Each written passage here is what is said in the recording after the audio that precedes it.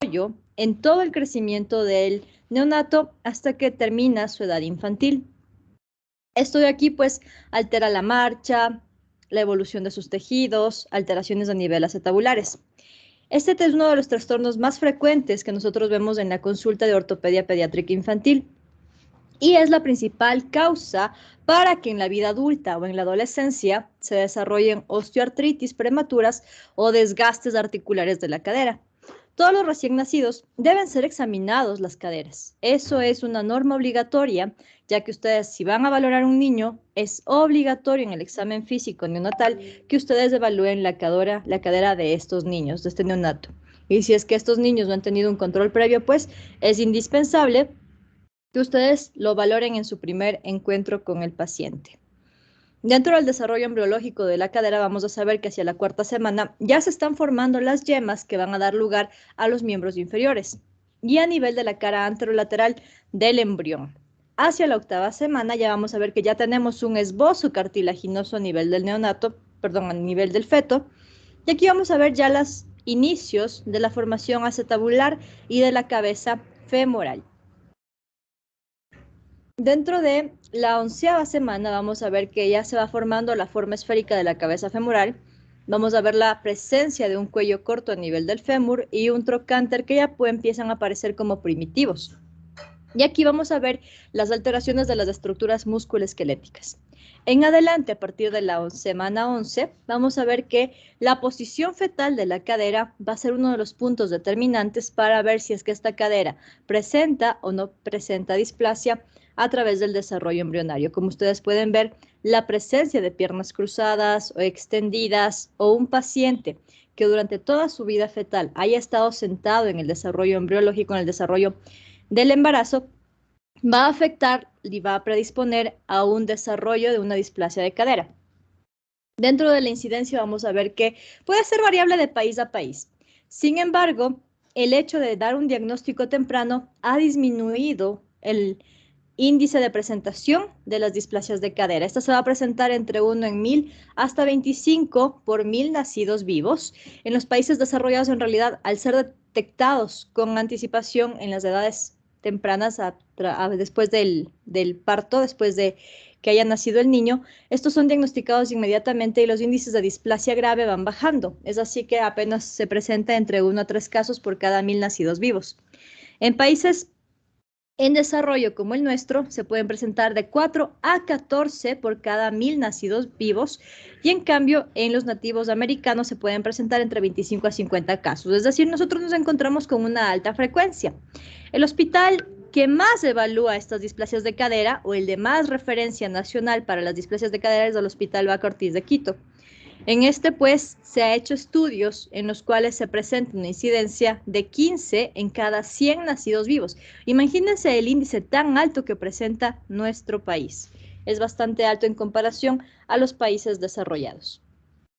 En cuanto a la presentación, se puede presentar bilateral en las dos caderas en un 37%, unilateral con mayor incidencia en el lado izquierdo en el 65% del lado izquierdo. Es más frecuente en las mujeres por el tema de la relaxina. Esta se presenta en un 85%, es decir, 5 mujeres por cada varón. Y un historial familiar hereditario que aumenta un 20% la presentación de la displasia de cadera. En cuanto a los factores de riesgo, vamos a tener personales que pueden ser genéticos, el sexo, más frecuente en mujeres que en varones, la laxitud ligamentaria familiar y la raza, que es muy importante. El que haya tenido el tipo de gestación, es decir, si es que es una mujer primípara, ya que las primíparas no tienen tanto espacio a nivel del vientre y eso hace que el niño se ubique en posturas inadecuadas que hacen que la cadera se salga de su lugar. Partos macroscópicos en los que el bebé es demasiado grande, partos o embarazos múltiples, oligoamnios, que también quita este espacio intrauterino y afecta a la gestación. La forma de la pelvis, el tener una pelvis no ginecoide, una pelvis muy pequeña, afecta también la postura del bebé durante su desarrollo. Y la presentación. Pacientes podálicos van a desarrollar entre un 30 a un 50% más de displasias de cadera. Factores desencadenantes como la envoltura rígida, no sé si es que ustedes escuchaban a las abuelitas, a las mamás que les dicen, envuélvele, envuélvele para que no se mueva. Lamentablemente estas envolturas, el dejarle como un tamalito, el dejarle totalmente envuelto al bebé, hace que su cadera se luxe o se salga del lugar, ya que los bebés en sus primeras etapas del nacimiento son bastante flexibles y esto hace que la cadera se salga de su lugar y generemos una displasia por la envoltura o la postura en la que lo ubicamos al bebé. Los temas hormonales, el exceso de estrógenos maternos, el aumento de progesterona, el aumento de relaxina hacen que se desarrolle esta hiperlaxitud y lleguemos a desarrollar displasia de cadera en el neonato. Dentro de la fisiopatología, vamos a ver que esta laxitud de la cadera, este aumento de movilidad, hace que las fuerzas mecánicas de la cadera varíen la forma de esta cadera. Estos cambios hacen que no tengamos una congruencia correcta tanto del acetábulo como de la cabeza femoral y esto haga que la cabeza se salga de su lugar.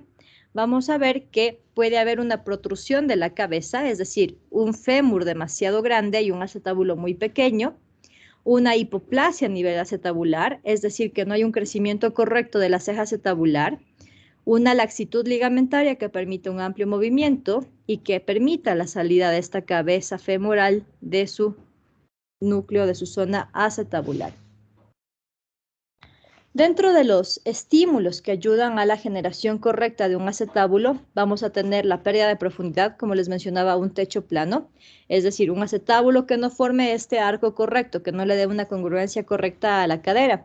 Crestas hipotróficas del cartílago acetabular, el neolimbo o el pulvinar, que generan que la cabeza sea expulsada. El pulvinar, por lo general, se puede ubicar aquí cerca del ligamento redondo, y al ser demasiado grande el pulvinar, hace que la cabeza no logre entrar en el acetábulo, es decir, gana este espacio y por eso la cabeza se ve luxada o se sale de su lugar, generando estas displasias. Y también vamos a tener centros accesorios a nivel de la osificación, en el cual vamos a ver que estos accesorios o neoformaciones acetabulares también generan esta displasia en un 2 o un 3%. Las consecuencias de una cadera displásica, una cadera que no esté bien formada, vamos a ver que alteran sobre todo en la postura del labrum y en la postura de ese acetábulo. Aquí tenemos diferentes cambios que pueden verse, como son la eversión del labrum y la elongación de los ligamentos. Por lo general, en un paciente displásico, el ligamento redondo, que no debería tener mucha distancia del centro acetabular a la cabeza femoral, debe ser corto. Sin embargo, en estos pacientes displásicos vamos a encontrar un ligamento muy largo, muy protruso, y miren lo que empieza a ocupar este centro acetabular. Ya encontramos la presencia del ligamento, encontramos la presencia del pulvinar y tejido graso dentro del acetábulo. Por ende, estos pacientes que tienen displasias muy avanzadas, es muy difícil la reducción de la cabeza femoral. Y lamentablemente, en casos que vamos a ver la clasificación de TONIS para ubicar el grado de displasia, muchas veces en el TONIS 3 o 4, que son los niveles más avanzados, es muy difícil la reducción de estas caderas, si no, se lo tiene que hacer mediante procedimientos quirúrgicos. Otra alteración que vemos a nivel de las caderas va a ser la imposibilidad de la reducción de la cadera, que lo mencionábamos, y la contractura del músculo iliosoas. Lamentablemente, la contracción del iliosoas hace que la cadera se mantenga fuera de su lugar y los aductores estén acortados. Por ende, la postura del paciente va a ser en forma de valgo, es decir, vamos a tener también una alteración a nivel de la cabeza y el cuello femoral. Dentro de las clasificaciones que se puede mencionar en las displasias, tenemos dos. Una que es la típica, la que se va a ver en el 99% de los pacientes, que se puede detectar a la cuarta semana ya de desarrollo fetal o se desarrolla a nivel de esta semana. Esta es la más frecuente, se provoca intraútero, al nacimiento o postnatal por los factores que ya revisamos. Sin embargo, el 1% de los pacientes pueden presentar una displasia de cadera teratológica, que esta significa que va a estar asociada a otros síndromes. En consulta, uno de sus compañeros me preguntaba, Doc, ¿y siempre se asocia este tema de la displasia de cadera con el valgo y el pie plano, que lo estábamos viendo en consulta de los pacientes? Pues sí, al hablar de un tema ligamentario, si hablamos de que dentro de sus causas está esta laxitud ligamentaria, muchos niños asocian la alteración de su cadera con alteración de la rodilla y del pie, porque estamos cambiando el eje mecánico de toda la extremidad inferior.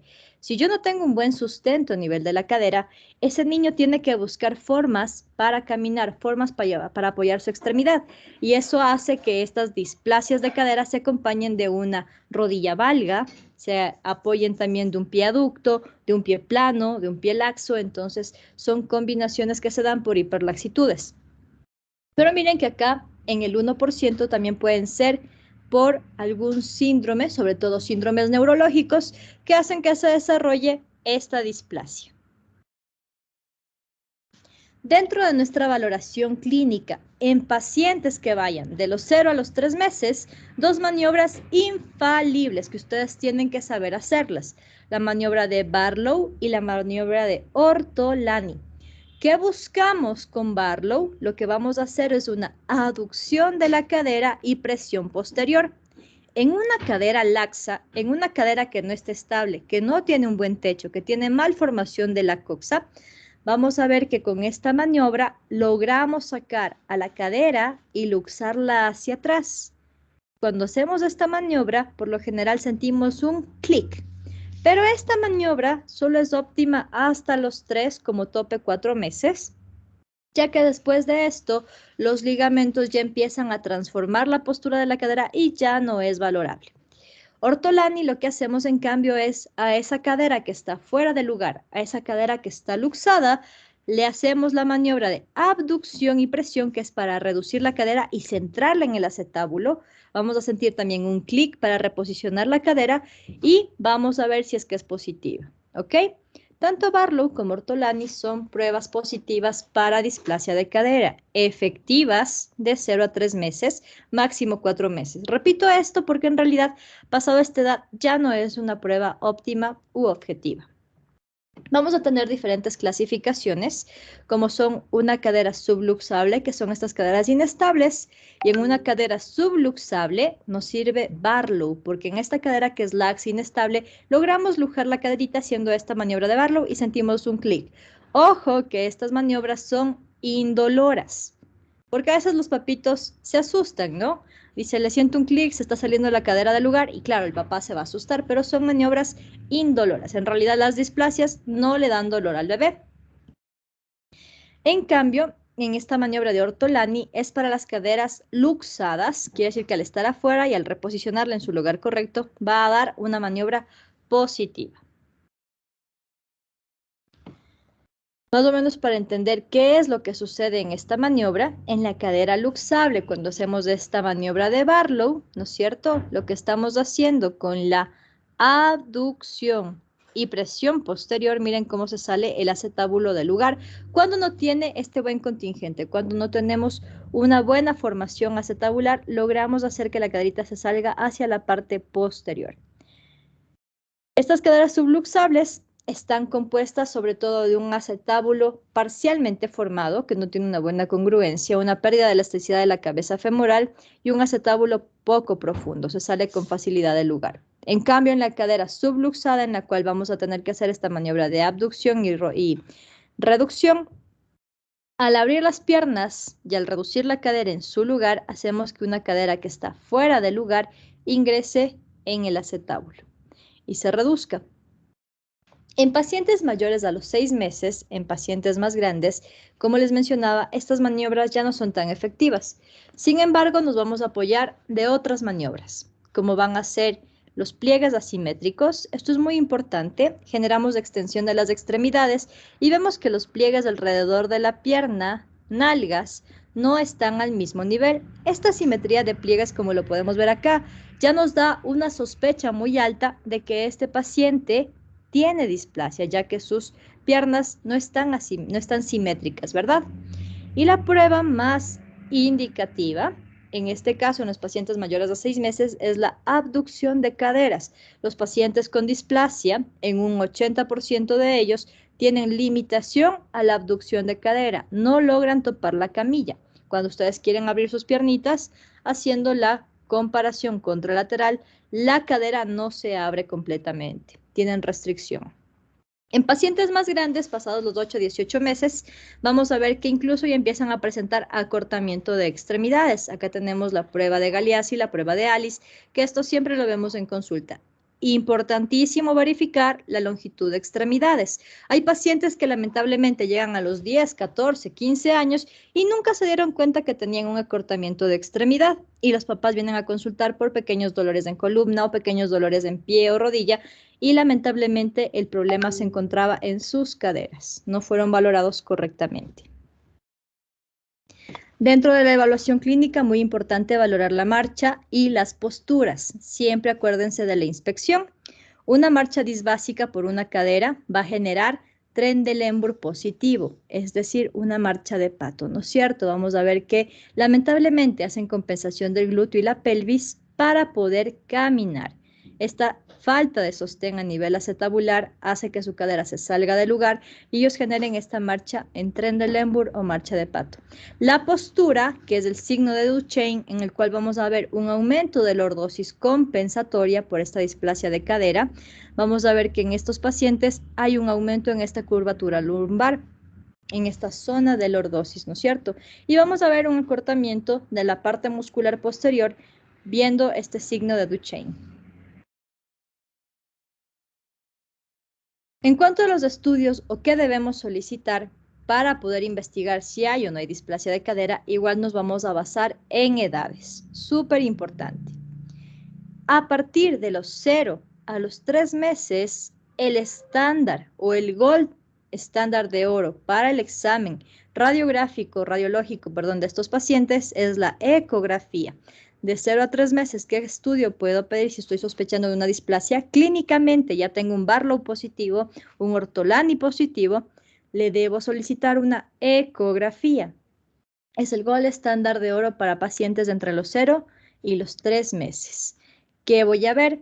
En la ecografía, tanto coronal como axial, lo que estoy buscando es la formación del acetábulo. Por ende, ¿qué voy a valorar en esta ecografía? Voy a ver cómo se encuentra el techo acetabular, cómo se encuentra el techo óseo, la profundidad con el borde inferior del hueso y voy a valorar cómo se encuentra la forma de esta cabeza femoral. El centro de la cabeza, si es que ya hay formación cartilaginosa, vamos a ver la formación del labrum para la cobertura. El labrum es este tope lateral que forma el arco acetabular y también vamos a ver cómo se encuentra el repliegue capsular. ¿Por qué una ecografía antes de los 3 meses? Porque recordemos que en esta edad casi el 80% de esa cadera es cartílago y ligamento. Aún no vamos a ver tejido óseo. Entonces, este examen es importantísimo para poder evaluar todas las estructuras óseas en la ecografía. ¿Qué valoramos acá? Si es que estamos hablando de una cadera normal, aquí se van a marcar dos ángulos muy importantes. El ángulo alfa, que es a nivel del acetábulo, y el ángulo beta, que es la relación femoral con el acetábulo. Lo normal es que el ángulo alfa en una cadera normal mida más de 60 grados y el ángulo beta menos de 55. En una cadera ya con displasia, en una cadera luxada, estos ángulos pueden estar el ángulo alfa entre los 50 a los 59 grados y el ángulo beta más de 55. ¿Ok? Eso también nos va a dar estadiajes, de acuerdo a la cobertura que se vea a nivel de los grados de Graf en la ecografía. Dentro de las recomendaciones de tratamiento, es súper importante que la evaluación, si yo quiero tener un mejor pronóstico de estas caderas, se las haga entre los 0 y los 3 meses. Ya un paciente que ha sido diagnosticado entre el 4º mes, en realidad ya es un paciente que está llegando tarde. Un paciente entre los 12 meses ya es demasiado tarde su tratamiento y lamentablemente a partir de los 12 meses ya la ecografía es insuficiente, la radiografía también ya no nos ayuda mucho y son pacientes que por lo general tienen que ir para procedimientos quirúrgicos.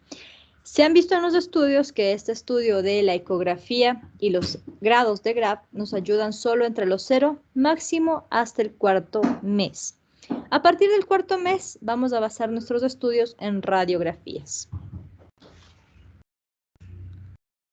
En cuanto al estudio radiográfico, vamos a ver que este estudio lo ha determinado ya desde el siglo pasado en realidad. Es un estudio que nos ayuda tanto cuantitativa como cualitativamente, ya que aquí podemos llevar escalas, podemos llevar grados, podemos llevar ángulos y ver exactamente la posición del acetábulo en relación al fémur. Entonces, también este rayos X nos va a ayudar a pronosticar el futuro de cada una de esas caderas.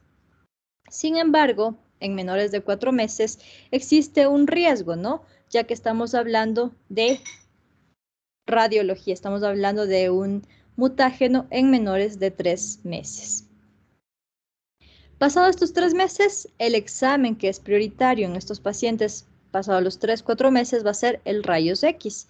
Es importantísimo solicitar una radiografía anteroposterior o AP de pelvis y una radiografía axial. Con estas dos radiografías, tanto la anteroposterior como la axial, lo que vamos a ver es exactamente qué tanto se centra cada una de las caderas. La abducción para la radiografía axial tiene que ser de 45 grados, como pueden ver aquí. Y en la radiografía anteroposterior vamos a poder evaluar exactamente cada una de las líneas. ¿Qué líneas son las que vamos a valorar acá? Muy importante, primero trazamos la línea de Hilgen-Reiner, que es la línea central, que esta va a cruzar el centro del acetábulo. Vamos a ver aquí el área del cartílago trirradiado, que como lo vemos acá, miren, es de esta parte como hueca en el centro. Trazamos una línea por la base acetabular, que es a través del cartílago trirradiado. Este es Hilgen-Reiner. Vamos a trazar una segunda línea, que es la línea de Perkins, que esta línea es del borde acetabular externo hacia la parte femoral. Trazamos la segunda línea en las dos caderas y con eso hemos formado unos pequeños cuadrantes. Estos son los cuadrantes de Otherbrain. El primer cuadrante va a ser marcado en el ángulo inferomedial, es de esta zona central de aquí. El segundo cuadrante es el inferior externo, que es el de acá. El tercer cuadrante es el superior externo y el último o cuarto cuadrante es el superior medial. Estos cuadrantes nos sirven para saber exactamente qué tan centrada está cada una de las caderas del paciente. Como ustedes pueden ver aquí, este círculo que se ve aquí en el centro es el núcleo femoral. Y este núcleo femoral nos va a servir de base para saber exactamente en qué grado de displasia está o si es una cadera normal. Cuando hablamos de caderas displásicas o normales basándonos en estos cuadrantes, es muy importante que nos centremos en la clasificación de Tonis. La clasificación de Tonis nos indica que si la cabeza femoral está pasando la primera línea entre el cuadrante 1 y el cuadrante 2, esto es una displasia grado 1. Cuando esta cabeza femoral ya ha pasado al segundo cuadrante, esto es una displasia grado 2. Si es que esta cabeza femoral está pasando el segundo al tercer cuadrante en esta zona central, es una displasia 3. Y finalmente, si se encuentra totalmente en el cuadrante 3 arriba, es una displasia grado 4. Según estas displasias, vamos a tomar decisiones en cuanto al tratamiento, tomando en cuenta que el grado 3 y el grado 4 son fémur que está totalmente fuera de su lugar, es decir, son displasias ya moderadas graves que tienen que ser incluso tratadas quirúrgicamente. Mientras que en la displasia 1 y en la displasia 2, estos van a ser tratamientos que se puedan llevar de forma ortopédica o incruenta. Cuando hablamos de la triada de Putti, es uno de los casos más graves, ya que aquí, aparte de que no hay una buena formación del techo o del ángulo acetabular, vamos a tener una falta de aparecimiento del núcleo femoral, es decir, un retardo de estos núcleos, y vamos a ver un aumento en la línea H. ¿Cuál es la línea H? Es la separación que existe entre el acetábulo, la zona central, y el trocánter menor, es decir, la parte femoral. Entonces, esta línea H, esta separación, me va a dar a mí una idea de qué tan lateralizado se encuentra cada una de las caderitas. Si yo veo uno de estos casos, pues son de hecho los casos más graves. Por lo general, estos pacientes van para intervención quirúrgica. Dentro del tratamiento va a depender mucho de la edad de cada paciente. Vamos a ver que depende también de la reductibilidad de la caderita, si es que es una cadera reductible o irreductible, y de la estabilidad. Y vamos a ver que va a depender también del grado de displasia acetabular, que lo medimos mediante el cuadrante de Tonis. De los 0 a los 6 meses es la edad dorada de tratamiento y en esta edad lo que vamos a utilizar son métodos dinámicos como el arnés de Pavlik. Entre los 0 a los 18 meses se llama la edad gris, ya que en esto ya estamos tarde para el tratamiento ortopédico, pero aún se puede intentar tratamiento ortopédico y se pueden intentar ciertas técnicas quirúrgicas. Y pasados los 18 meses, lamentablemente, esta es ya la etapa negra, ya que los tratamientos que nos quedan ya son muy agresivos, son quirúrgicos y son pacientes con mal pronóstico.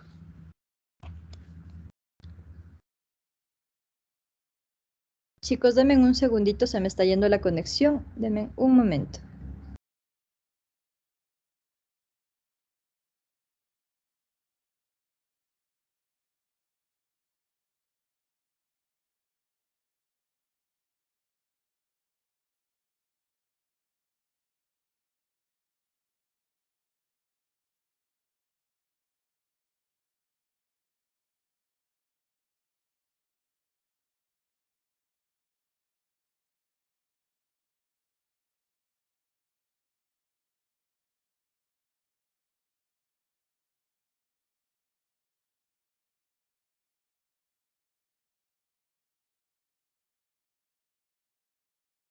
Hasta conectar esto al internet que se me acaba de ir. Estoy con el celular. ¿Tienen alguna pregunta?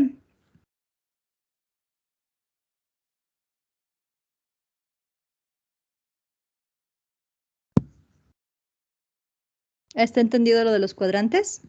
Sí. Sí, estuvo claro. Doc, solo una pregunta. Sí.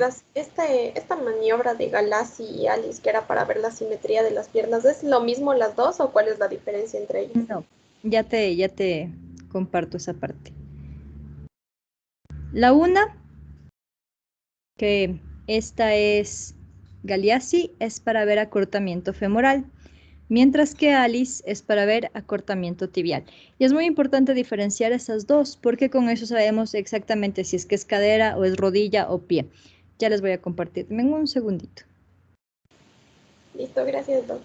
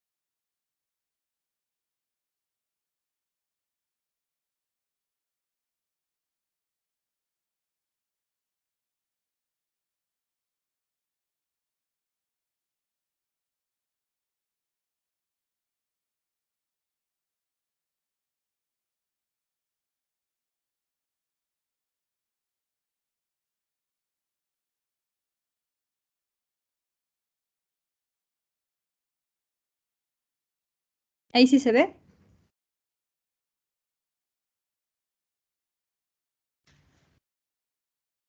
¿Se está compartiendo? ¿No? A ver. ¿Ahí? Sí se ve. Ya, muchas gracias.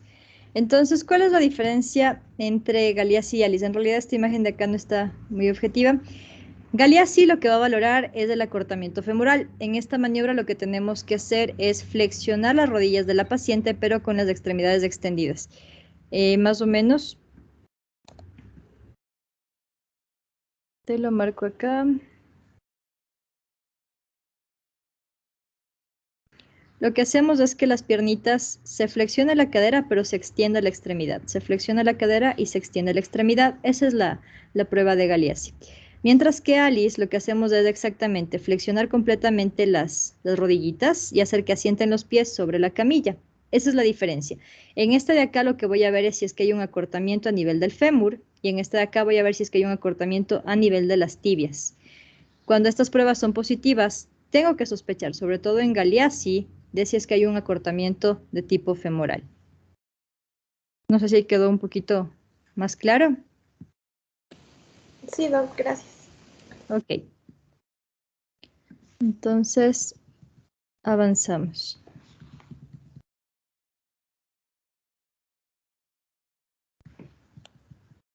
Acá. El tratamiento va a depender mucho de las edades. En pacientes menores de los 6 meses, tenemos que darle aún una buena circulación y una nutrición al cartílago femoral. Por ende, no puedo colocar métodos rígidos en pacientes muy pequeñitos. El método óptimo para estos niños antes de los 6 meses va a ser el dispositivo dinámico para abducción, que en este caso es el arnés de Pavlik, ¿ok? Estas son órtesis de hecho elásticas que van a ayudar a la movilidad de las caderitas. No hay que colocar órtesis rígidas, ni tampoco que sean demasiado abductoras de la caderita. En este caso tampoco se pueden utilizar yesos, ya que eso limita la movilidad. El método más indicado desde 1957 es el arnés de Pavlik. Estas correas lo que logran es mantener las piernas en abducción de 60 grados y flexión de 90 grados, como pueden ver aquí. Esta colocación de las piernitas de flexión y abducción lo que logran es mantener la cadera en su lugar. Al mantener las piernitas en esta posición, hacemos que se forme correctamente el techo acetabular, ya que la cabeza femoral se encuentra totalmente centrada a nivel del punto acetabular central, en el cartílago trirradiado. En estos recién nacidos, vamos a ver que en las displasias sin luxación, es decir, en el grado 1 y grado 2, este arnés se puede mantener entre 22 a 23 horas diarias durante aproximadamente 3 meses. Es lo normal en lo que ellos logran una corrección adecuada de sus caderas. Mientras que en las caderas subluxadas y luxadas, a los pacientes se les hace la reducción de la cadera, se les coloca su arnés de Pavlik, pero ellos no se pueden retirar la férula por nada, ya que con cualquier intento de retiro de la férula, rápidamente la cadera se puede salir de su lugar. Los pacientes que tienen cadera subluxada o luxada tienen que ser controlados semanalmente, si es que ustedes desean cada 3 días, para valorar y ver que la caderita esté totalmente centrada. Si es que no hay una colocación correcta de la cadera en su lugar, es decir, si no hay una reducción correcta, lamentablemente este arnés puede hacer más daño que beneficio en el paciente. Y si es una cadera demasiado inestable que se salga rápidamente del lugar, lamentablemente en estos pacientes se tiene que hacer una inmovilización en quirófano y se coloca un yeso en espica con maniobras de reducción. ¿Qué tiempo dura más o menos el tratamiento con el arnés de Pavlik? Aproximadamente entre 3 meses hasta 6 meses, es lo que describe la literatura. Sin embargo, si es que no estoy viendo una buena evolución o una reducción correcta de la cadera, no debo continuar con el tratamiento porque, como les mencioné, lamentablemente esto puede perjudicar más al paciente.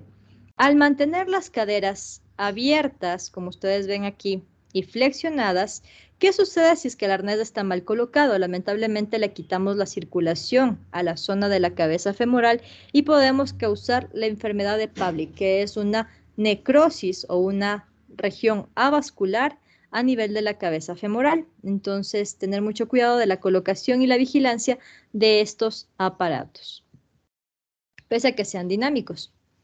Otras férulas que podemos colocar, también podemos colocar estas dinámicas que son la de Tübingen y esta OTM semirrígida. Sin embargo, la que tiene mejor control es el arnés de Pavlik en menores de 6 meses. En pacientes mayores de 6 meses, también se pueden colocar yesos largos, como pueden ver aquí, que también pueden ser controlados sobre todo en las caderas que tienen que ser reducidas, en estas subluxadas o luxadas.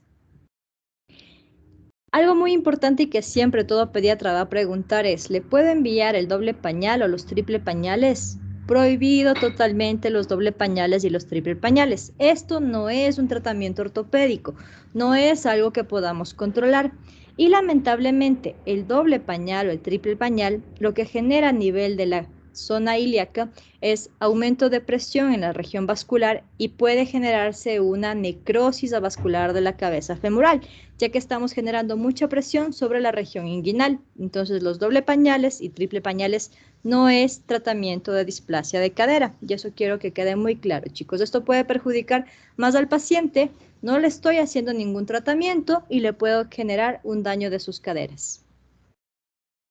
En pacientes que vayan entre los 6 a los 18 meses, podemos utilizar en aquellos que no tengan luxación, es decir, en los displasias de cadera grado 1 y grado 2, vamos a utilizar férulas de abducción de tipo rígida. Dentro de estas vamos a tener algunos tipos que existen, como son la de Milgram, la de Cray. La más utilizada en el Ecuador por el costo es la férula de Aros, que estas lo que van a hacer es que tengan un inicio temprano, tienen que ser férulas permanentes, igual que el arnés de Pavlik se tiene que utilizar entre 22 a 23 horas, solo se retira para la ducha o el cambio de ropa del bebé. El objetivo de estas es mantener la flexión de la cadera, como pueden ver, y una abducción de 100 grados de la cadera. Aquí tenemos diferentes modelos. Esta de acá es la férula de Aros, que esta va a mantener igual abducción, en este caso de 45 a cada lado, y flexión de 90 grados. El objetivo de todas estas férulas es mantener la cadera reducida en su lugar para que el acetábulo, el techo del acetábulo, tenga una correcta formación. Acá podemos ver un paciente que en toda su evolución está corrigiendo la parte acetabular. Miren cómo esta cadera está totalmente afuera. Si le trazamos nuestras líneas, esta caderita está afuera. Si yo le genero esta maniobra de flexión y abducción, el núcleo femoral se centra y aquí está ya colocado su férula de abducción que está totalmente centrada en este borde, ¿no es cierto? Al mantener la cadera reducida y centrada, permitimos que el acetábulo vaya generando una adecuada cobertura y se esté corrigiendo la displasia de cadera. Otros tratamientos, sobre todo en las caderas inestables, en las caderas subluxables, vamos a tener los tratamientos rígidos con yeso. Esto de aquí, lo que vamos a hacer es reducir la caderita, colocarla en su centro. Vamos a hacer una tracción y reducción de la cadera. Se pueden hacer cortes de tenotomías y miotomías, es decir, liberar esos ligamentos que están rígidos y reforzar los ligamentos laxos para que sostengan la cadera en el adecuado lugar. Y se va a colocar estas férulas, este yeso, en posición humana, como pueden ver aquí, manteniendo una flexión de 90 grados y abducción de 60 de cada uno. Puede tener una abducción desde los 60 a los 90 grados. Y este yeso se mantendrá en el paciente de 8 a 12 semanas, permitiendo la adecuada formación y crecimiento de esa cadera. Dentro de los hallazgos artrográficos que también podemos hacer transquirúrgico, podemos inyectar medio de contraste a nivel de la cadera. Y con esto vamos a poder ver exactamente qué tan laxa o qué tan móvil es la cadera. Mediante esta fluoroscopía y radiografía vamos a poder ver exactamente cómo están los ligamentos, qué tan distendida está la cápsula articular y ver cuánta movilidad hay, sobre todo a nivel de la cápsula. Si es que yo no tengo una cápsula rígida, si es que yo no tengo una cápsula aplicada, esto va a permitir lamentablemente que la cadera se salga con facilidad de su lugar y estamos hablando de grados de inestabilidad.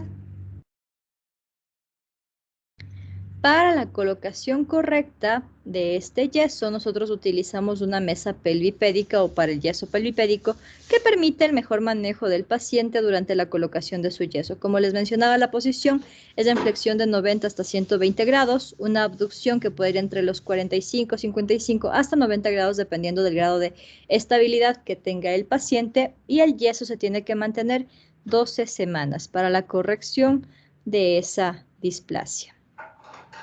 Siempre es importante hacer controles radiográficos.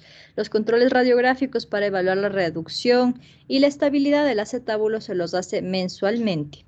Y si estoy sospechando de que hay alguna generación de necrosis avascular de la cabeza, podemos también solicitar resonancia magnética para valorar cómo se encuentran los tejidos internos y cómo se encuentra la parte de la cápsula articular. En tratamientos ya muy tardíos, en realidad, el riesgo de fracaso de tratamiento ortopédico es altísimo. ¿Por qué es alto? Porque en estos pacientes vamos a tener ya una alteración a nivel de los aductores de cadera que están cortos. Vamos a ver que acá la parte ósea está ya deformada, ¿no es cierto? Vamos a ver que los ligamentos, sobre todo la zona del glúteo y los abductores están laxos, no permiten un adecuado sostén y refuerzo de la cápsula. Por ende, el tratamiento en estos pacientes va a ser dirigido para la corrección de todas esas alteraciones óseas.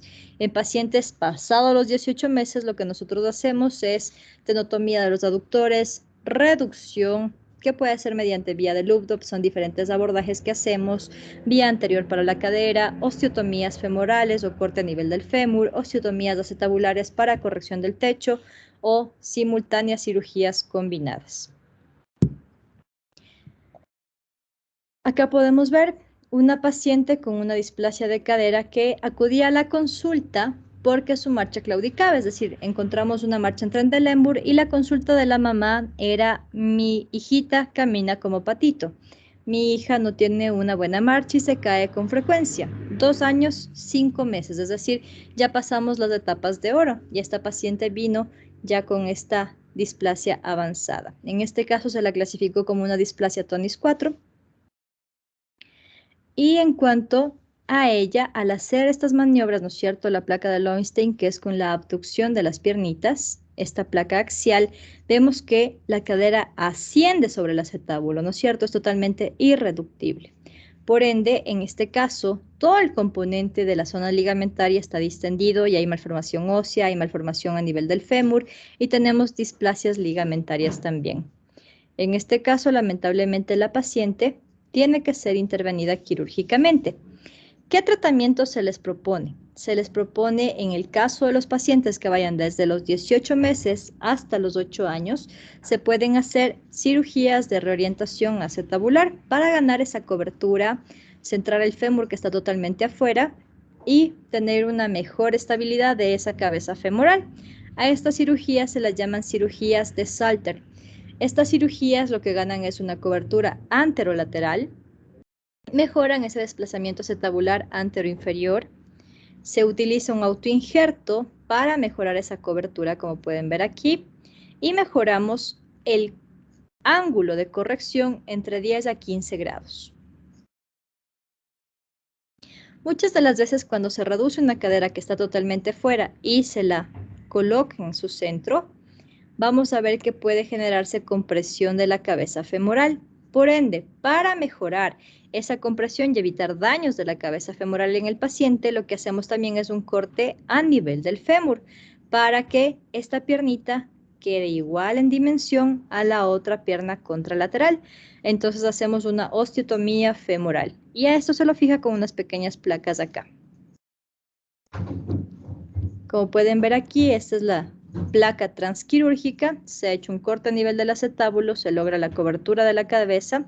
Aquí tenemos ya la cabeza centrada y se hace la colocación de una placa para que quede totalmente centrada la cadera. Este es el control postquirúrgico a los 12 meses. Como pueden ver, aquí la paciente tiene ya su cabeza totalmente centrada.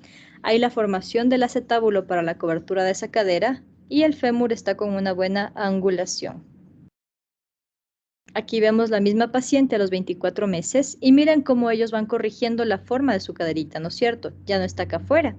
Ya tenemos una cadera totalmente centrada, que ahora tiene un buen eje de cobertura y esta paciente en el control ya no tiene marcha disbásica. Su cápsula articular está mucho más reforzada, ya no hay esa discrepancia de extremidades y ahora tiene una cadera estable. Este es el yeso pelvipédico que se les coloca transquirúrgico para mantener las osteotomías o cortes a nivel de la cadera. Dentro de las complicaciones que se pueden presentar, se puede ver una inadecuada reducción de la caderita que puede generar daños o necrosis avasculares, o también se puede ver casos en los que las caderas queden tan laxas o sean tan laxas en algunos pacientes que se reluxe, es decir, que otra vez se salga de lugar esa caderita. Las necrosis avasculares por mala reducción se pueden ver en el 14% de los pacientes. El 50% de estos pacientes son de displasias grado 1. Dentro de los criterios diagnósticos de Salter, vamos a ver que puede haber ausencia de núcleos de osificación en pacientes que van a presentar una mala reducción o una mala alineación de sus caderitas.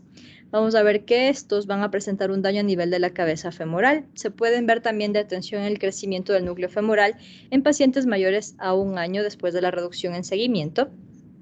Se puede ver un ensanchamiento demasiado marcado del cuello femoral, un aumento en la densidad de la cabeza femoral, es decir, que se vean como zonas agrietadas en la cabeza o hipertróficas. Y vamos a ver deformidad residual de la cabeza o cuello, ¿ok? Que estos se pueden presentar como una coxa magna, una coxa plana, coxa vara o breva. Y simplemente para que vean más o menos qué tipo de manejo se hace, acá tenemos las características de pacientes, cómo fueron tratados en todo su transcurso. Estos son casos del hospital en el cual yo trabajo. El 14% de los pacientes que no fueron bien con un tratamiento ortopédico, lamentablemente venían con un mal manejo del arnés de Pavlik entre los 6 a 12 meses. El 28% de los pacientes no llevaron correctamente el manejo de una férula de aros o de una férula de abducción. Lamentablemente hay muchos papás que no se adaptan al control, no se adaptan a los métodos ortopédicos y estos métodos ortopédicos fracasan. En los pacientes en los cuales el tratamiento ortopédico ha fracasado o son papitos que no han podido venir a los controles o que simplemente abandonaron el método porque no quisieron colocar el tratamiento, tenemos un alto índice de pacientes que lamentablemente son diagnosticados tardíamente.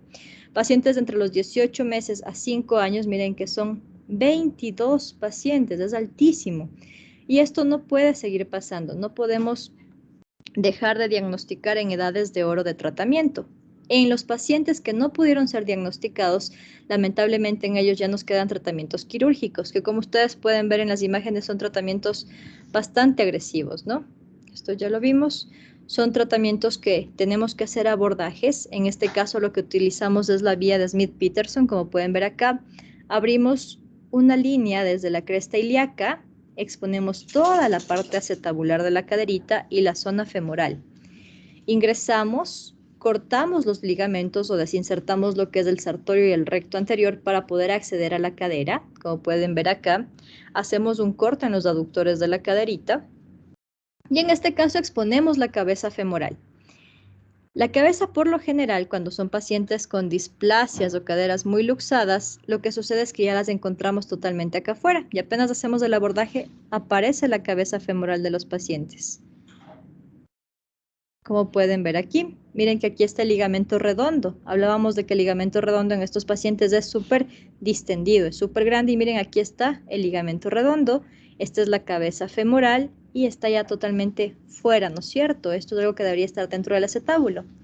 Aquí más o menos les muestro la longitud que tenía un ligamento redondo que retiramos.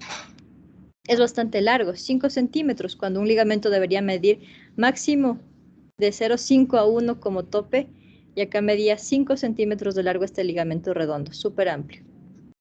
Abrimos la cápsula.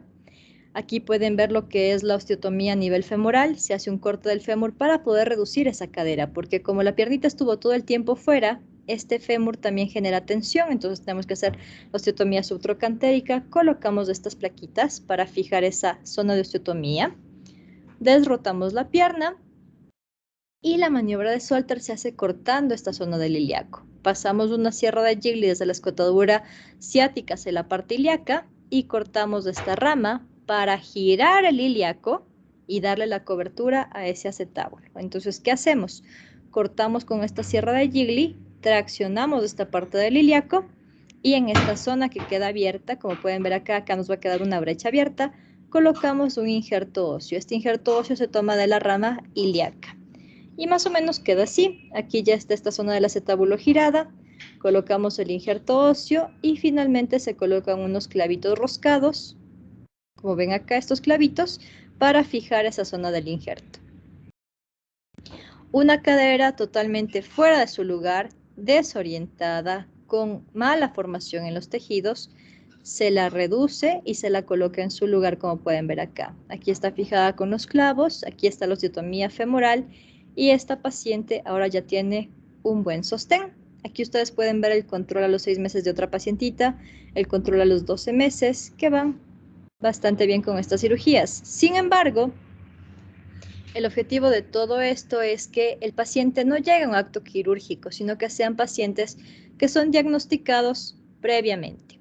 Para llevar finalmente, chicos, el diagnóstico tiene que ser precoz en el primer nivel de atención. No podemos dejar pasar estos casos a niveles hospitalarios. Tiene que ser diagnosticado a tiempo. Recuerden que esto se acompaña de alteraciones acetabulares, femorales y partes blandas. Un diagnóstico temprano mejora totalmente el pronóstico y disminuye la morbilidad en los pacientes. La ecografía es el gol estándar de oro entre los 0 y los 3 meses, una radiografía útil totalmente a partir de los 3 meses con valoraciones de los grados y ángulos de tonis, y todo recién nacido con antecedentes de displasia de cadera familiar debe ser dirigido al ortopedista. Muy importante. Se debe buscar reducción concéntrica de la cadera y buscar una buena cobertura de esas caderas para evitar secuelas, malos diagnósticos y guiar incorrectamente a los padres. El doble pañal no es tratamiento y quiero que eso quede muy claro, ¿ok? Preguntas que tengan.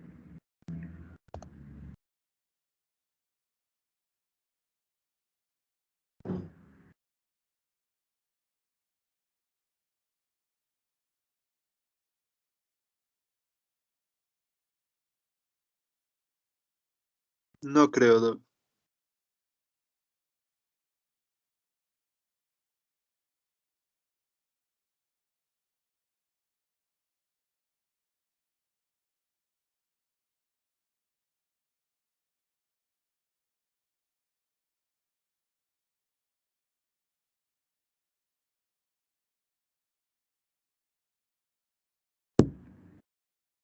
¿No hay ninguna pregunta, chicos?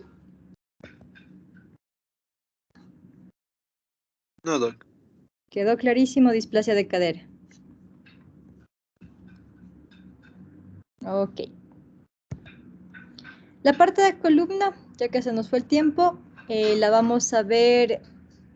Déjenme ver si es que el día miércoles, después de la presentación del grupo, podemos hablar de columna, ¿ok? Porque también es un poquito larga. Vamos a quedar ahí por ahora, ¿ok? Listo, Doc. Que tengan una excelente tarde a todos, que les vaya muy bien. Hasta luego, gracias. Gracias, Doc. Hasta luego. Gracias, Doc. Hasta luego. Buena tarde a todos.